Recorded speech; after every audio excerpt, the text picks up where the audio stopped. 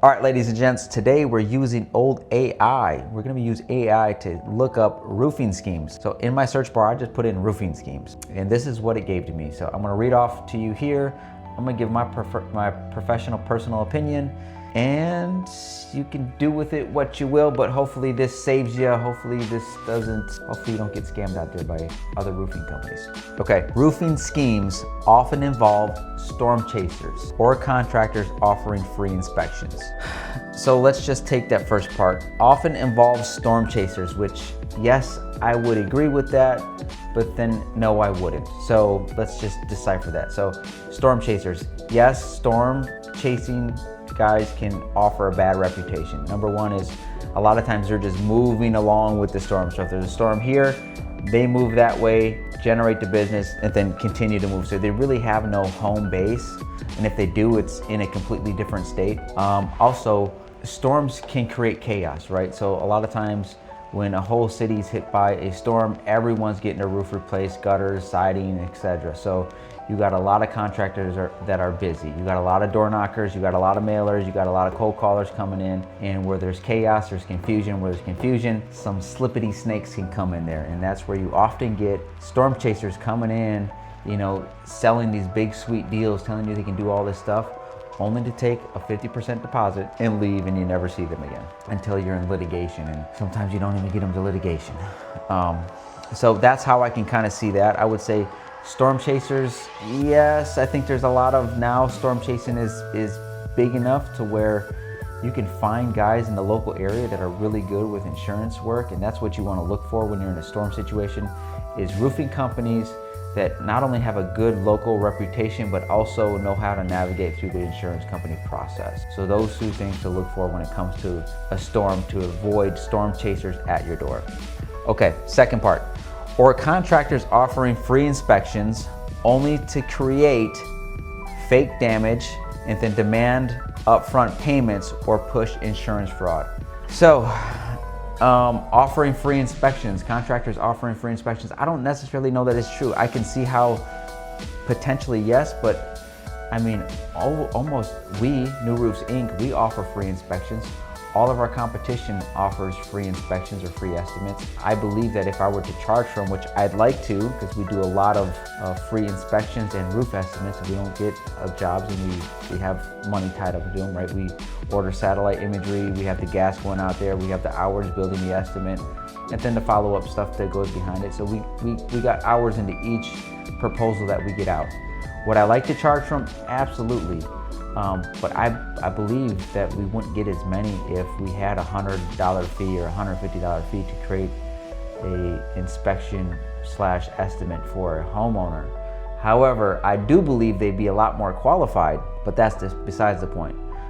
There are a lot of reputable companies like us and others in the area that offer free inspections that you're not necessarily going to get scammed on. And one way to check on those items is just to do your research. If you're looking for a local company, look in the Google Maps section and you'll see someone near you that owns a roofing company. Click on that, look at their Google reviews. I would say 100 plus is sufficient. You know, you might even want to be in the 200 plus. Sometimes companies 1,000 plus might be a little too big. I would look personally, if I were a homeowner looking for a roofing contractor, I would look anywhere from 100 to 300 Google reviews. That's kind of the sweet spot for a roofing company, still small enough to give you the quality and the service and the personalized relationship that you could potentially develop with that roofing company. Say, hey, these are my guys. So going back to that Google Maps, clicking on them, looking at the reviews, but then also just clicking on the street view and seeing, do they have a legitimate business? Is it an office space? Is it warehouse space? When I go to the street view, can I see the signs in the windows of their building? Can I see their trucks outside that door? And then going even a little bit further and seeing how far back that dates. You might see a Google stamp that says 2023. That tells us they've been in business or there for at least 3 years. And if they're still there, it's a reputable local company that offers free roof inspections. So I don't necessarily know that free roof inspections is an indicator. However, if someone's offering you a free roof inspection and they don't have a location near you, or a ton of reviews and their location's at their house, I would be weary for that one. So I would stay away from that one. And then they go on to say, create fake damage or push insurance fraud. Potentially, yes. I mean, that is also true, right? When guys are up on your roof looking at it, you're not necessarily up there. You're trusting that whatever they find and show you pictures of is true and accurate, and they didn't create it. I've heard stories, yes, but again, it goes back to finding a reputable roofing company. Like, these things are extremely important. Do your homework as a homeowner before you call any company to get up on your roof, because you will not be with them. It's not like you're showing them where the furnace is and you're gonna stay with them to see what they do to the furnace. Like, you're literally up on a roof, and typically there's a pitched roof, steep ones, and you're not gonna wanna walk it with them. So just do your research as a homeowner before you get guys out there and on your roof. To avoid scams, it says never pay in full amounts. True, do not pay in full amounts. I would say 50% or less. They're recommending 10 or 15% to hold the contract, which, yes, is true. We asked for 50% down, and then we asked for 50% down afterwards, so 50 and 50. We've also structured it at 25, 25 and 50.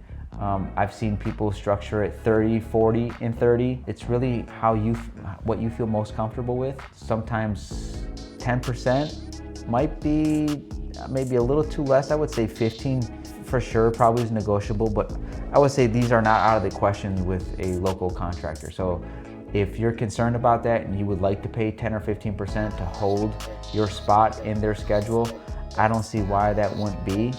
Just have a conversation with the sales rep or production manager, or whoever's necessary to make the decision, and ask them. It's possible. So that's all I got.